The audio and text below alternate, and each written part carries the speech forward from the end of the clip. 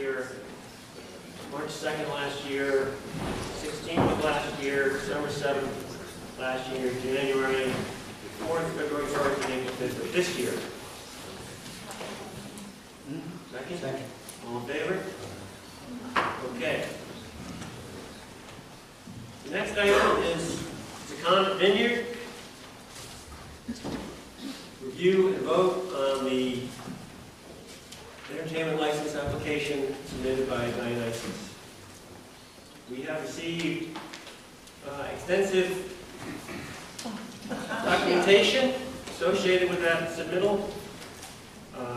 We have an obligation under the town ordinance to provide a written opinion on its consistency with the terms of the deed of development right. That's what we're setting out to do tonight.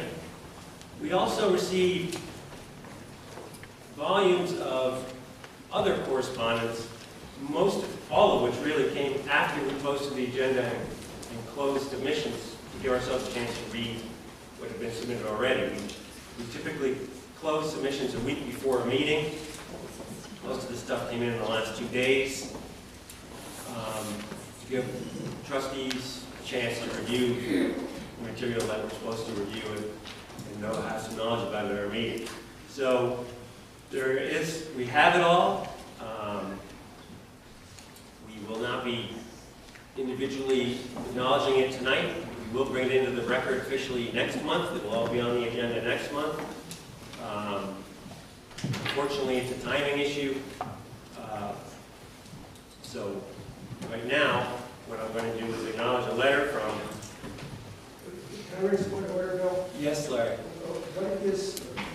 Where is it documented that you have a deadline for your agenda? I couldn't tell you. You have to post it. The agenda's posted. You have to post it so that the public can see. Well, but you have to post 48 hours before the meeting. That's a minimum. How is a citizen supposed to know when to submit something before your meeting? Where can a citizen find that out? Well, I would say the 48-hour would be a minimum. The bulk of what I'm talking about certainly didn't make it in that time frame. Perhaps some things did make it between when we posted and the 48-hour period. That information, I don't know. We feel it's kind of a gray area agenda, open meeting law-wise at the moment. Well, it's a problem for citizens if they have no way of finding out when they may submit something prior to the 48-hour deadline. You posted the agenda on Friday, then again on Saturday. So how are we supposed to know when to submit something to the Agricultural Conservancy?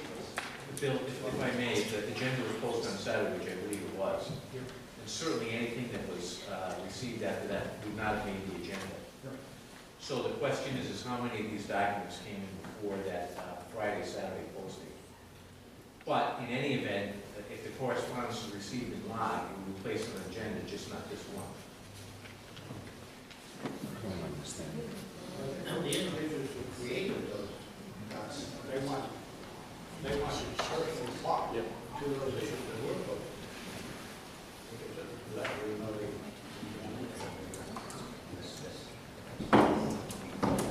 Just a clarification, Mr. Chairman, as I understand it, the entertainment license application was stamped by the town clerk less than a week before this meeting. So if we're running on a standard that only things that are considered within a week of our time, it didn't come in last Tuesday, or excuse me, last Wednesday. I think it was stamped on the 26th, which was a Thursday night possibly, evening. So if we're going by a week, their application might have been untimely as well. But, so. The main thing that governs is your agenda. But I think that Al is correct. It's a public meeting. I'm sure those people have submitted documents. They're going to be here if they can speak to. So. Okay. So we're here to review this license application. That's our primary goal. To that end, we received them. We've all seen them here as trustees. So I'm going to make a motion to the issue. We'll then have discussion, and then we will vote. So the motion is, after receipt and review of the documents submitted by Dionysus, Chris Video, and others, no new information has been identified that provides a definitive legal definition of what constitutes an agricultural use within the context of the relevant deed to development rights. All submitted documents support a consensus that allowable activities under the deed must be agricultural uses. Therefore, I move that the Little Compton Agricultural Conservancy Trust provide written comment that the current 2017 entertainment license application, as submitted by Dionysus, does not meet the terms or conditions of the deed to development rights due to the excessive number of proposed events. The number of proposed events represents a level of activity of a commercial entertainment venue and does not constitute an agricultural use. In the judgment of the Little Compton Agricultural Conservancy Trust, one weekly concert during the summer season for a total of 14 concert events would meet the terms and conditions of the deed to development rights and constitute an agricultural use, provided that all events meet all applicable state and local laws and regulations. Thank you. So, discussion. Good evening. Nicole Benjamin on behalf of Dionysus Acquisition LLC. As the chairman has indicated, there has been a submission of a substantial amount of information. But one thing I would disagree with is that there has not been anything new presented this evening. And I'd like to walk through for you the reasons why we believe the written statement should indicate that the entertainment activities are in fact consistent with the deed to development rights. Could you keep that to new things? I'm going to address the reasons why I believe the statement should issue. There is one area that I will focus on that is in fact new. The job that you have before you this evening is a discrete and limited one.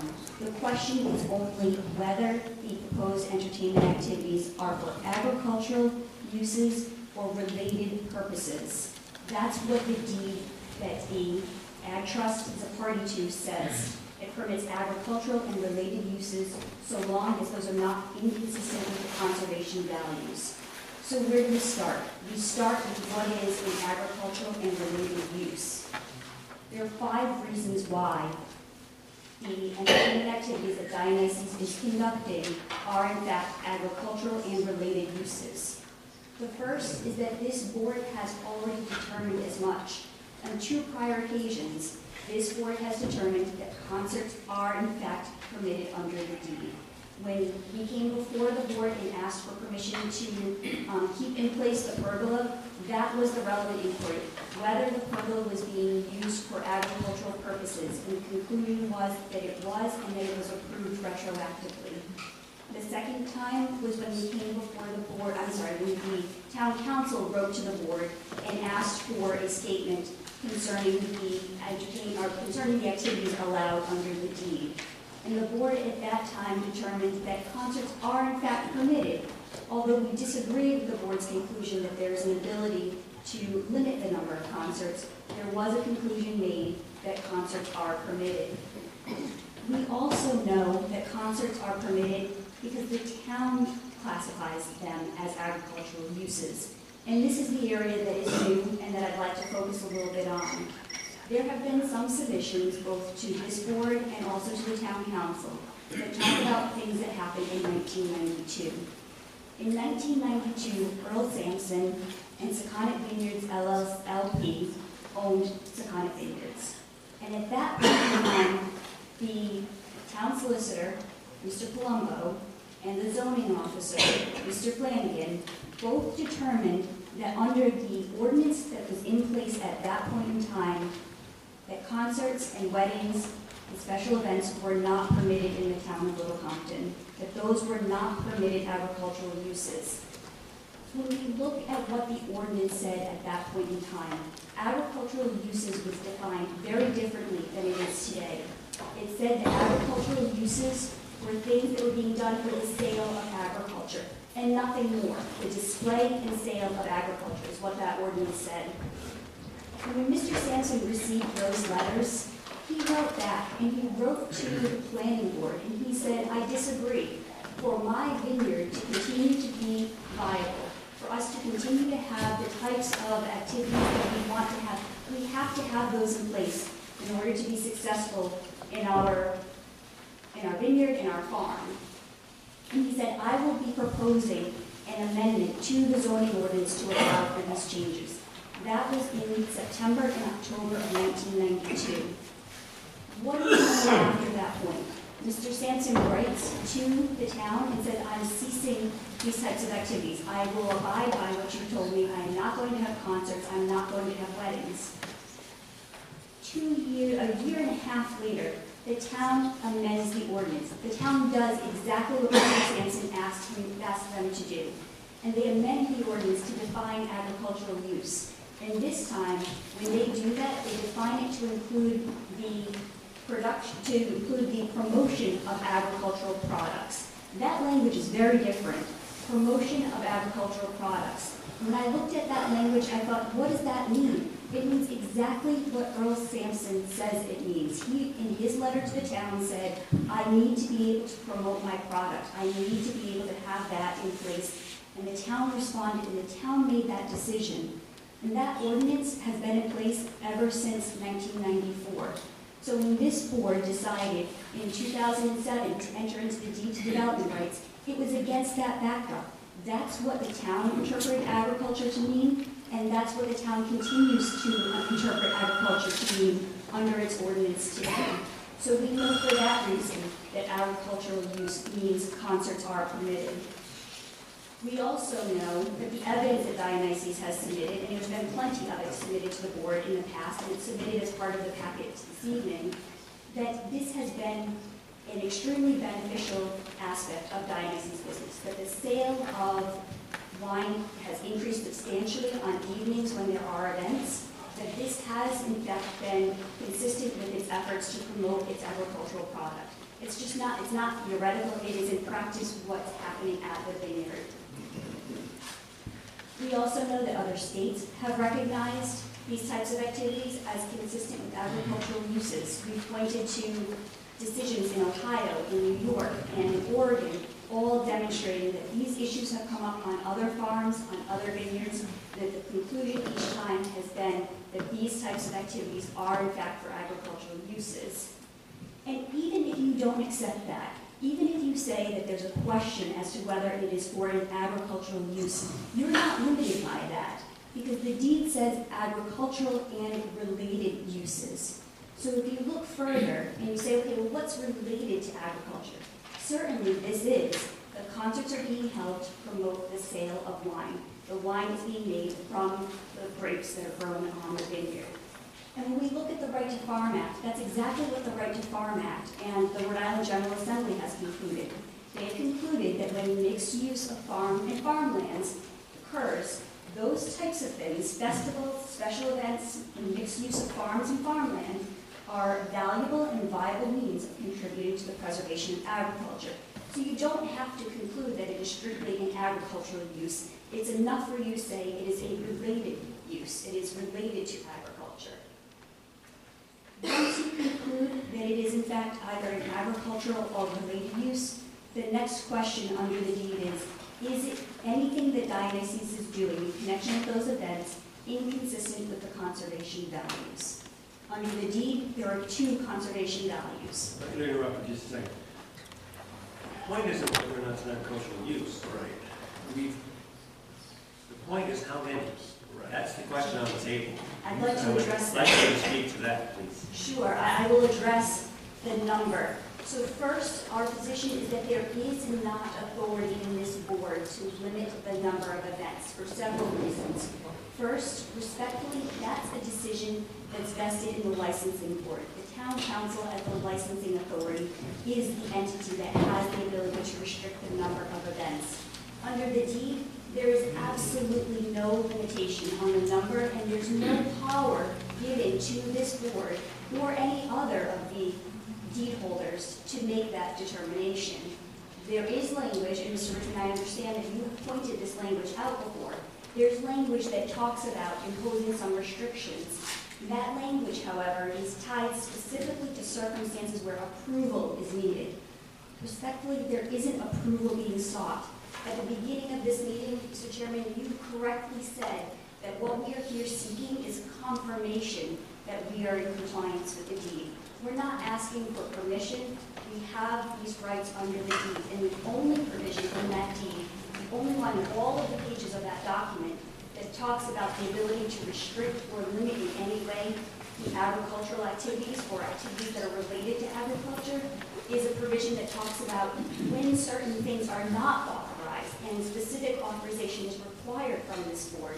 That's when there can be a limitation on events.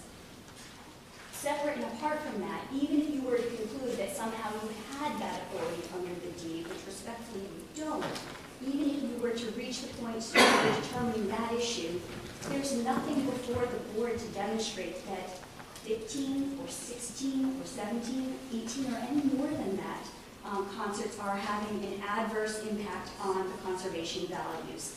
And that really is what forms the analysis. So one, is it an agricultural or related use? And two, is it inconsistent with conservation values? And going back to those, there are two.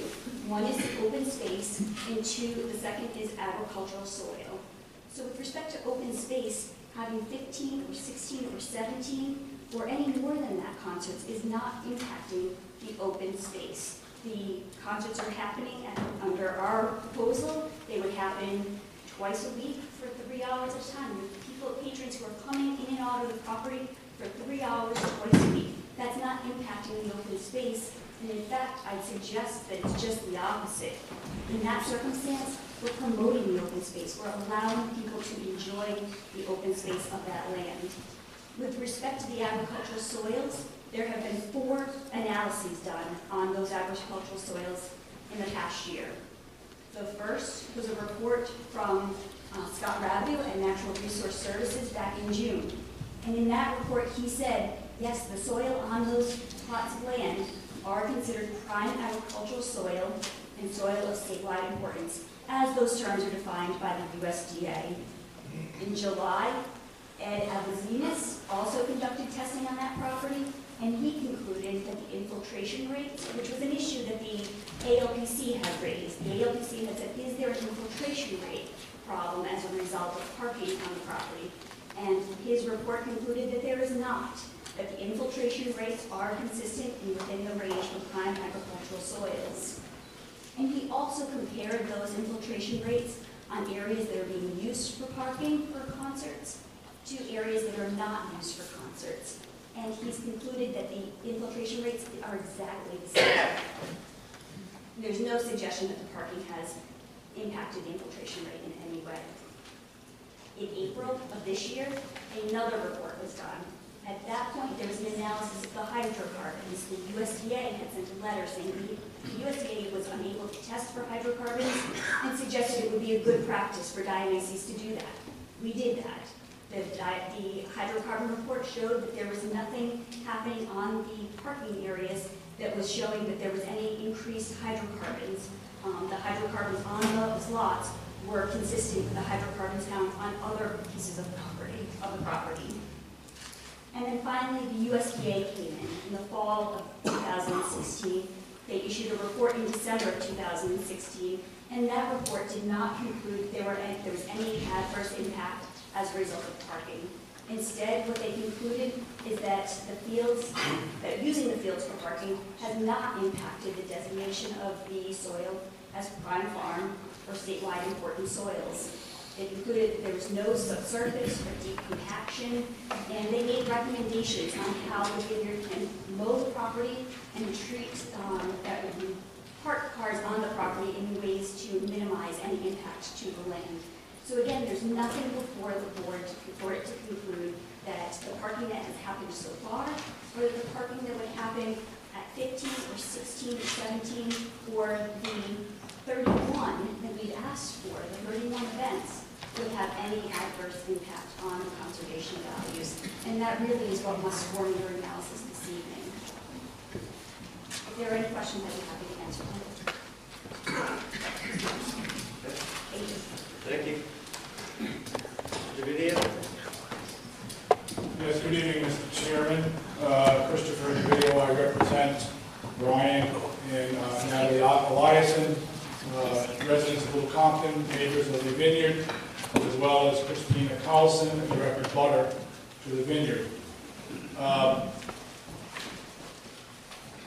By referencing my name, I guess it's self-explanatory. I've been on this board several times, arguing that the concerts and parking are not consistent with the DPR. And I won't go too deeply into repeating those arguments because you've heard them before. But my sister, Ms. Benjamin, her whole argument revolves around this issue of agricultural use or activities and related uses. And the argument is premised on the concept that whatever they're doing, 14, 17, 32, or 100, so long as that translates to selling of wine, it's okay. And if we follow that argument to its logical conclusion, any use that the vineyard proposes today, tomorrow, or next year would constitute, so long as it increases the sale of their wine, constitutes an agricultural activity or related use. So if they came back and said we want to put a gas station in, right, and if you fill up, you get a $10 coupon to go buy wine, you go buy wine. They want to have restaurants out there. Suppose they want to build a casino, have carnivals. So long as it advanced the sale of wine under their premise of their argument, you'd have to accept it. And I would suggest that once that genie gets out of the bottle, as they've already demonstrated, you said 14 is okay, you can't limit us at all after that. So once that genie is out of the bottle, you can't put it back in. So, there is this term, agricultural activities and related uses. And people have suggested that it means one thing or another, okay? What I would say, though, however, and I'm sure your very well talented counsel, Mr. DeSisto, has probably advised you on this. So as you consider the Vineyard's argument and the one that I'm presenting tonight, the DPR specifically gives you the upper hand. It says, any ambiguities in this deed and questions as to the validity of any specific provision shall be resolved in favor of the grantee, that being you. So if there's a question as to what an agricultural activity or related use is, so long as you present a rational decision, any court, because that's where this is probably going to end up, will defer to your rational decision. And I'm going to tell you, spoon feeds you rational ways in which you can deny concerts and parking. And by the way, I do have a new issue, something that has come up different from before. So, you may have read, the zoning board of review, the vineyard went in front of the zoning board of review because they needed to satisfy parking facility requirements under the zoning ordinance. There were three standards they had to satisfy. One was whether they had to pave the parking lots. By the way, these are 2 football field size lots on lot 8-6 and lot 8-9. The boards granted the waiver, you don't have to pave, and that's probably a good thing. We don't want to see paved parking lots out on our farms. Okay? But they did require that they provide opaque screening, opaque fence for screening, or double row of vegetation all around the field and landscaping every 5 spaces. So they are creating a permanent parking facility. No longer this sort of a passive open field. There'll be a clearly delineated parking area to satisfy the ordinance because there's 2 types of parking facilities. One is an accessory use, one is a principal use, and that's what they're creating. And I would submit to you that once that permanent parking facility is created, you're no longer going to be able to cultivate it. The land has to be available for cultivation. Moreover, I'm going to jump ahead here. The one way that you can deny all this is that if they're not cultivating 8-6 and 8-9, the land trust, at its option, can take over that land and farm it itself. So if you don't want to have parking or concerts out there, the land trust, at its discretion, can say, we're going to go in and cultivate it. For hay, as Mr. Richmond, you've said before, that's traditionally what it was for. Mr. Tunga, who lives right next door, sent me pictures showing that it was hay before these concerts were going on. So that could be the easiest way to stop all this. We're going in there to cultivate. You can rent it out, have a farmer pay it for his cattle or his husbandry. Now, so having that permanent parking facility is going to become inconsistent with the DER. Now, they talked about conservation values. One of them was open space, and one of them was soil. I won't discuss the soil issue, but open space. Now, in order to preserve open space, all right, you need to keep it open. And one of the other values, not a conservation value, but those which are discussed in the whereas, the aspirational aspects of the DER, the scenic vistas. If you have a permanent parking facility, or you have a row of porta-johns, 20-foot light poles with bright lights running by diesel generator, that is the antithesis of a scenic vista. I don't care if it's twice a week, or possibly 3, because they've asked for some other events to go on throughout the summer. That is not preserving the conservation value. That could be the reason you say, listen, we're preserving open space and scenic vistas. And by you having permanent parking facilities and or concerts, porta-johns, that mars scenic vistas, and therefore it isn't protecting the conservation values that the DER charges you with, or at least gives you the authority. Now, assuming that you don't feel that the parking facilities are prohibited, which I think you should, it does say in the that no utility pole, tower, or other temporary or permanent improvement requiring construction. You've got to construct the parking facility with the vegetation. Shall be constructed or placed or permitted to remain on the premises except as follows. Structures existing on the premises at the time of this covenant. So this is a wholly new activity, which the DER says you're not allowed to do.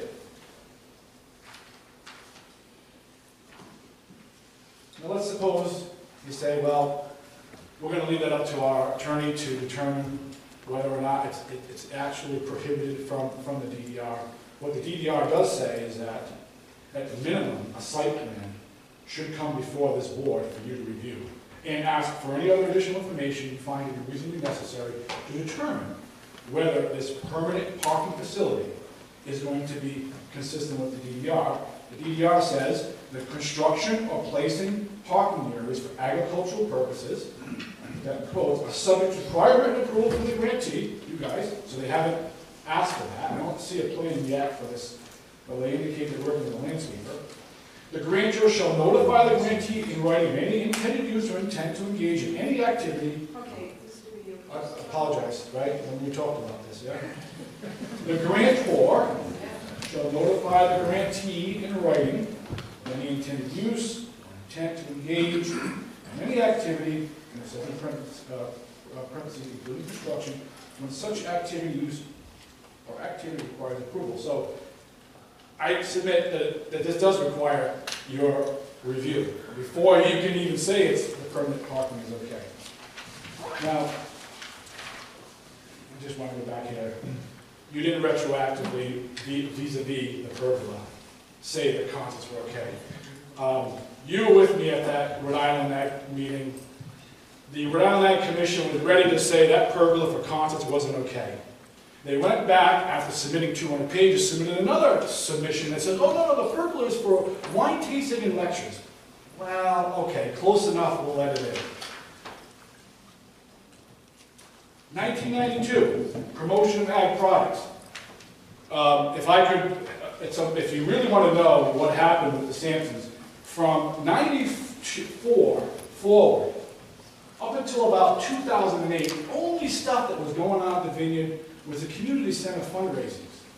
Here and there, spotty little, in fact, what the letter says, if you're going to have any events out there, Mr. Sampson, you need to come to us on a case-by-case situation. Okay? As anyone who knows who's in this town here, this stuff that's been going on started in 2015. Even in 2011, there was no documentation of weekly events. It's beneficial to them because it raises money. This goes back to that slippery slope genie out of the bottle argument. Any use, so long as it raises revenue, is consistent with their interpretation. Other states, I can tell you what Rhode Island has done. Portsmouth v. Greenvale. They have a vineyard out there. They had weddings going on. They were told you can't do the weddings. Fortunately, the town went back, amended its zoning with the input of the community, and decided how many weddings were going to happen. But that was only after they said, no, you can't do it. Exeter, Zarella Trust v. Exeter, the one where the neighbor was dumping manure next to the wedding event because he was getting so frustrated. Again, he was shot down. Okay? So Exeter said, no, it's not a listed use in our zoning ordinance, you can't have it. Rhode Island Farm Act. There's plenty enough case law that says that the Rhode Island Farm Act does not supersede zoning. It's good for guidance. And so long as we're here about guidance, it says one of the things that you can have is festivals or, festivals or special events. I would submit that 2 concerts a week for over a 14-week period, or for that matter, 1 every week, is not special anymore. You know, if you have a spring opening little party, maybe you have your early summer vintage wine tasting, those are special. Lastly, and not leastly, I won't insult you. Trust. You do have the authority. And I'm sure your counsel has told you. You have, when tie goes to the runner, when it comes to any ambiguity in terms, there are specific prohibitions in here that prohibit the permanent parking facility. You have all the power to deny. And I would also submit to you, you have the support of the community. If you're going to go to court and spend money to bring this out-of-town commercialization, culture vulture entity to heel, they're all with you. They're all with you.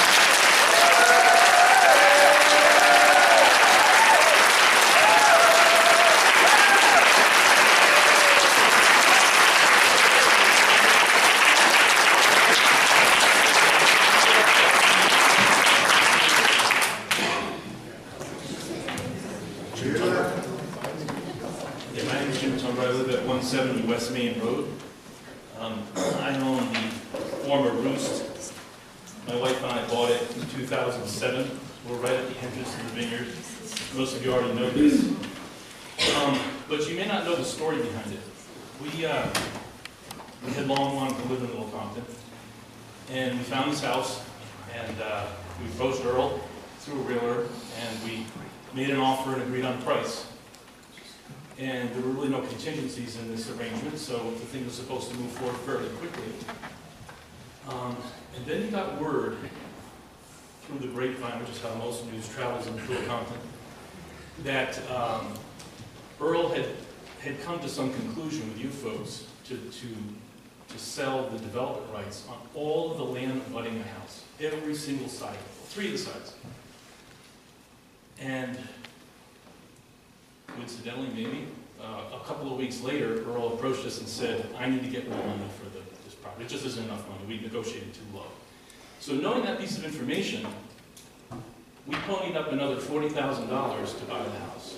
So that's where I enter this whole discussion. I brought with me a couple of photographs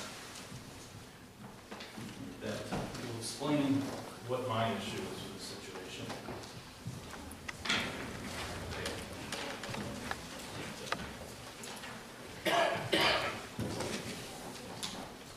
Okay, the first photograph is our field, or my field, contiguous with the vineyards field, which is 8-7 in the foreground or 8-6 in the background. These are the fields that the vineyard, okay, so these are the deed-restricted views that we enjoy greatly. In fact, my office is in the shed behind the house, and within a year of buying the place, I installed a giant picture window and bought a pair of binoculars and moved my office there. And that's where I work. I work from home. So I enjoy watching deer and turkeys and fisher cats and hawks all the time out in the field. So then, and incidentally, this first photograph is date marked June 24th of 2011, before Carolyn bought it. So you can see that historically, this field was hay. That's this historic use. It has been farmed as long as I've known about the house. If you turn to page 2, this was the first, one of the first concerts at the Vineyard. You can see that's my view now. The 8-7 has been mowed as a lawn. 8-6 in the background is loaded with cars. They are honking, shouting to each other, lights flashing, engines revving, people arguing, laughing, carrying on until all hours of the night. So when I read this deed of development rights, my eye goes to the open space requirement, and the whereas above it that says, whereas the premises afford beautiful scenic vistas to numerous passersby on West Main Road. That's part of what we bought, was to preserve the view from West Main Road. That's where I live, that's where these fields are. And also along the shores of the Watson Reservoir, which is where the Eliasons live. So that's my comment. I also just want to point out, and incidentally, that is one of the conservation values of the purchase. The second thing I want to just point out that kind of annoys me, everybody has fallen into a use of a couple of terms here that aren't exactly accurate. Agricultural purpose and related use, agricultural activity and related use. That's not what it says. It says the grantee will preserve the premises for crop production and directly related uses. I read that to mean directly related to crop production, period. So that's, in my mind, that's what was intended.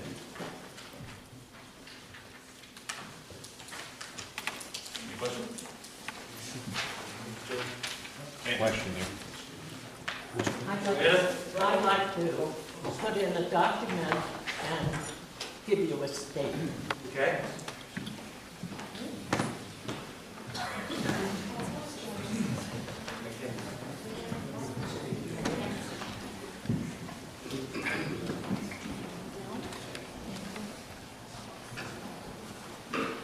I'm Johanna McKenzie, 15 South of Commons Road, Little Compton. This is a statement to the Agricultural Conservancy Trust. Some years ago, when the Agricultural Conservancy Trust was approved by the town by a town-wide vote, the Ag Trust was indeed making a contract with home buyers who paid a surtax on land and house purchases. Those of us buying the house or land did not object to the modest surtax, as we became, by fiat, fellow owners and shareholders of treasured open spaces. The Ag Trust agreed to use the money to buy easements, guaranteeing certain rights to the citizens that the land would remain open in perpetuity for passive agricultural use purposes. And you heard from Jim Cumber his definition of agricultural purposes. We, the citizens, have paid for many large plots, such as those at Secana Vineyard and the Cabot land along West Main Road. Other parcels have simply been given to the Ag Trust without payment for an easement. As I noted in a letter to you, which I guess you haven't yet presented, and to the town council, my family gave to the town an easement of 14 acres and fully expect the town will abide by our agreements and protect our investments. Parking lots, sound stages, concerts, and other unrelated commercial activities are not part of the contract we made when we gave the land to the trust. For years, special one-occasion exceptions have been granted for local families to enjoy weddings or celebrations, and they have been made without complaint. The town has treasured this relationship, which you are considering undoing. Your decisions are generating enormous hostility towards and dismay with our elected officials and their appointees. I feel you are completely failing as a board by denying our rights and supporting the egregious display of greed and indifference of a large corporation to the efforts of a small town to preserve its most precious resources, the peace and tranquility that drew so many of us here.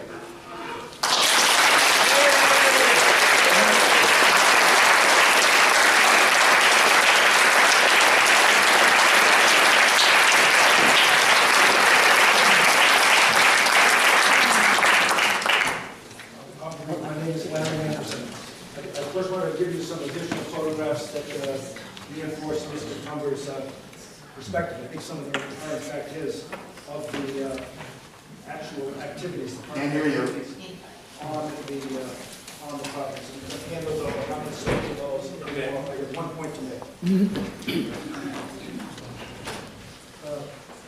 I just wanted to speak to one provision of the deed for development rights that Mr. DeVideo has already mentioned, but I think it provides some sense of the actual intent of the grantor and grantee at the time the property was acquired. The deed for development rights was acquired in 2008. I'm speaking to section 14 of the deed for development rights, which is headed failure to cultivate. Mr. DeVito just referred to this. I'm going to read it. It's just a sentence long. In the event that the grantor, the vineyard, fails to cultivate the vineyard for 1 year or more, as it is now presently cultivated, that is in 2008, or to conduct other agricultural activities on the premises, grantor grants the LCAT at its option the right to take over and operate the vineyard as presently operated, or to cultivate the premises as hayfields.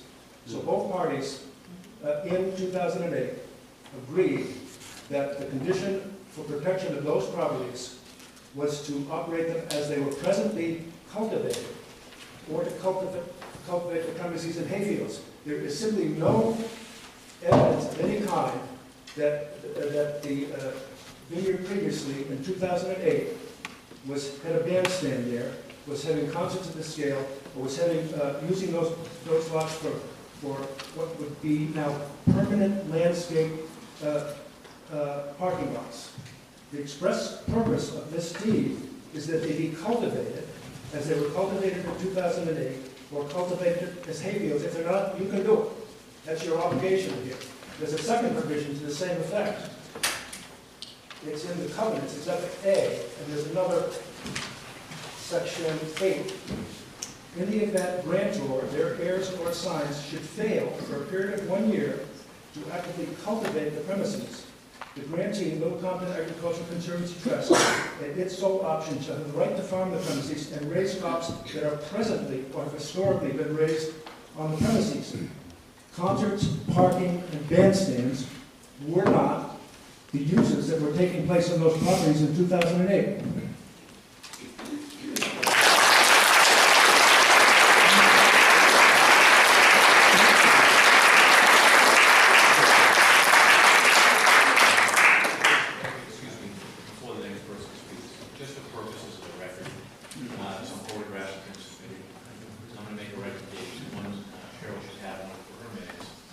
Secondly, a copy should be given to the stenographer and also to the attorneys for the vineyard. So they're being used as, in my opinion, aids to the presentations, but to keep the record complete, they should be distributed in that fashion, in case there isn't here. Which one they should go ahead? Stenographer should get a copy of these photographs, and two speakers have them. Copy to the vineyard growers, and we need one too. Okay. We have a motion on the table. We've had discussion. I see no thank you. May I respond to Mr. DeVito's comments in particular? 5 minutes. I appreciate that. Thank you.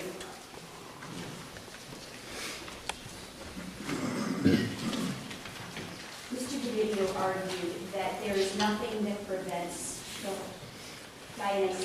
doing things like putting up a gas station so long as it hands out tickets at the beginning of an event. That simply is untrue.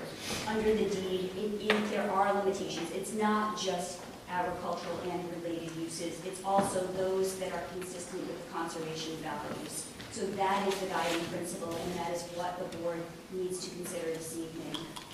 With respect to the parking lot issue, there has been no transformation of any land into a parking lot, and the zoning board has not required as much. Although the zoning board has indicated that there needs to be certain shrubbery installed, that again is consistent with the conservation values, not inconsistent with the deed in any way, and it certainly is not the creation of any parking lots. With respect to the 1994 issue. Can I ask you a question on that? Yes. Would you agree that any planting plan or other work associated with the zoning recommendation about parking area alterations would have to be submitted to the trust for review before doing it? I don't believe that that is true. There are certain plantings that are required to be I think it submitted. is. There are certain plantings that we understand in the deed to require permission from the Ag Trust, but we don't understand that all plantings need permission from the Ag Trust. Specifically, areas that have had plants already do not require new permission. But if there are areas that have not been planted or cultivated in the past, there is a requirement for permission and approval. And any ambiguity would fall to submitting a plan. I would request that you will submit a plan, even if you don't think you need to. We will take that into consideration, and I appreciate the suggestion. With respect to the ambiguity, I do want to address that, though. The language in the deed talks about an ambiguity being resolved in favor of the grantee. There are multiple grantees here, this board being one of them. The other is the ALPC. And the ALPC, the Agricultural Lands Preservation Commission, has concluded that these types of activities are permitted and do not violate the deed. So I'd ask that you take that into consideration. Mr. DeVito talked about what happened after 1994 and going forward. And he said that really at that point in time, all that was happening at the Vineyard were community center fundraisers.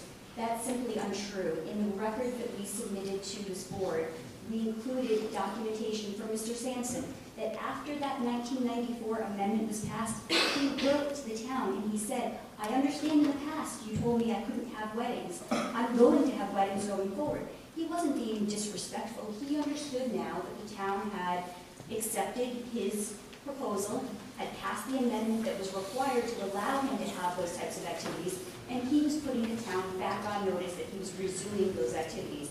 The very same activities he had told the town he would stop doing under the old ordinance. With respect to other communities, Little Compton is unique in that it has an ordinance that specifically defines agricultural uses and, as Mr. Sampson requested, includes the promotion of agricultural products. Exeter doesn't have that, Portsmouth doesn't have that. So when this issue came up from the Zarellas, the issue is very different. The Exeter ordinance talked only about farming activities. It didn't say anything at all about the promotion of agricultural products. And they concluded that it wasn't an agricultural use there. What happens elsewhere, though, is different. In Middletown, the ordinance there is very similar to what Little Compton has. It has the language that talks about agricultural promotion of farm products is the language they use.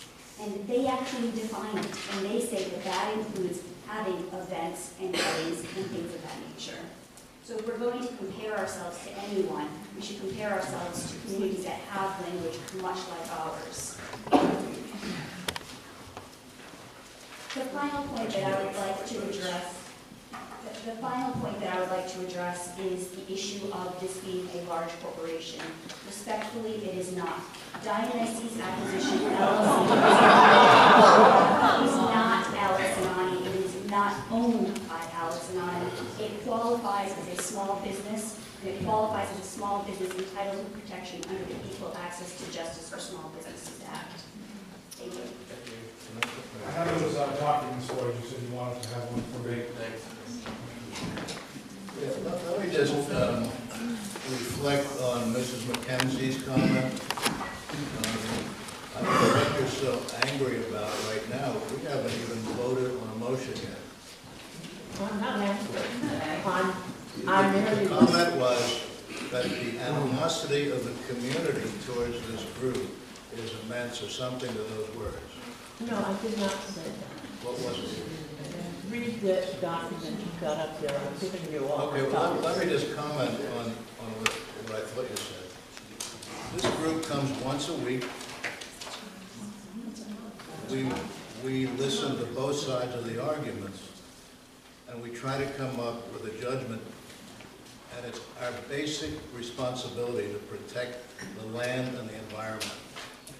You know that 24% of this town is now conserved and preserved, and we have huge stewardship responsibilities also. There's no thanks to this group, and it's a very serious group.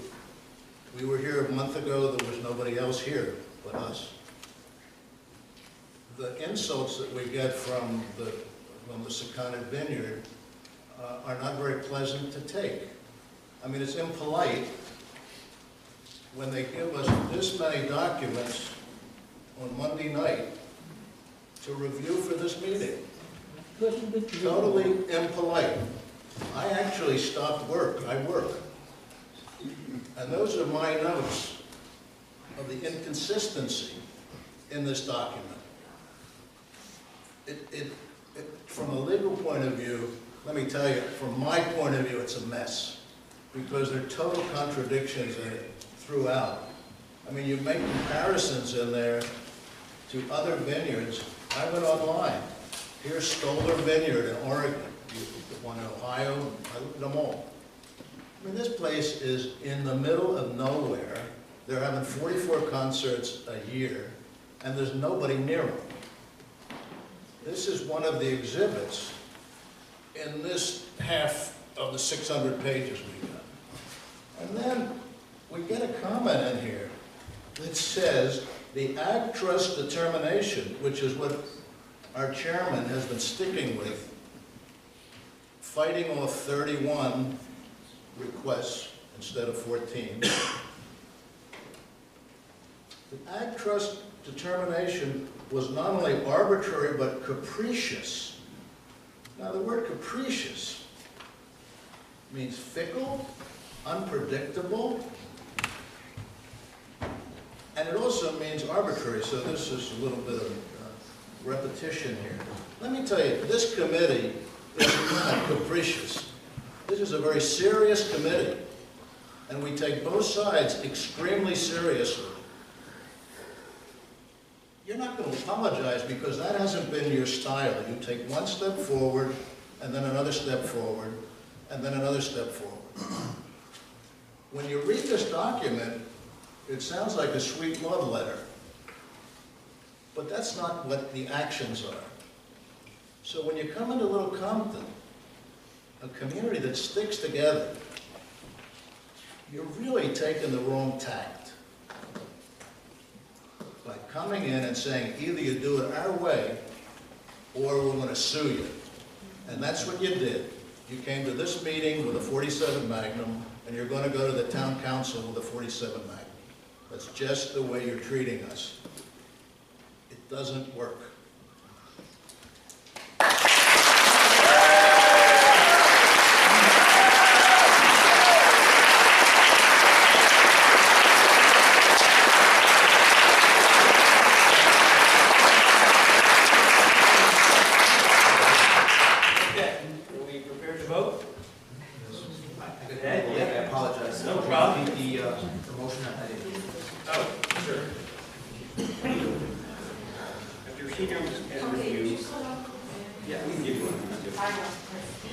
After receipt and review of the documents submitted by Dionysus, Video, and others, no new information has been identified that provides a definitive legal definition of what constitutes an agricultural use within the context of the relevant deed development rights.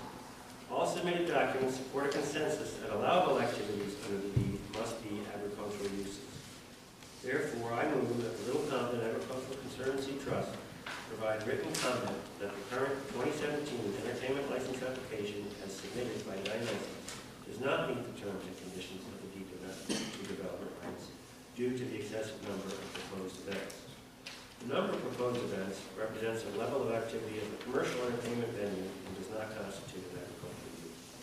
In the judgment of the Little Compton Agricultural Conservancy Trust, one weekly concert during the summer season for a total of 14 concert events with the terms and conditions of the deed of development rights and constitute an agricultural use, provided that all events meet all applicable state and local laws and regulations. I second that motion. That's what's before us. We've had comment. Go for the vote. Are you prepared to vote? All in favor? Aye. Any opposed? The ayes have it.